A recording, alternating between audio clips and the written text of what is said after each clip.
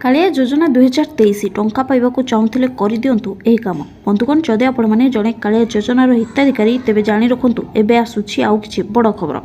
चाषी भाई मानू मिल सारी 2000 टंका हेले जो मैंने भूमिहीन मान लिस्ट रही से टंकाटे भी मिलूना जदि आपण नाम भूमिहीन रही तेज केमी चाषी लिस्ट रे रखिए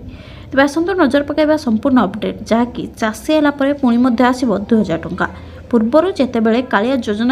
आवेदन होता से समय किसी लोक मैंने भूमिहीन आवेदन करथिबा बेले आउ किसी लोक मैंने चाषी आवेदन करथिले हेले एबे भूमिहीन नाम लिस्ट रे सेमानकु कोनोसी टंकाटिए भी मिलूना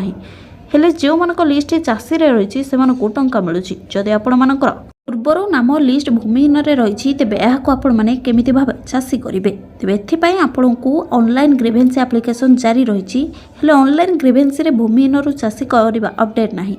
हेले आपण माने चाहिए कृषक ओडिशा पोर्टाल रे रजिस्ट्रेशन करि परिबे कृषक ओडिशा पोर्टाल रे आपण माने नुआ अप्लाई करि परिबे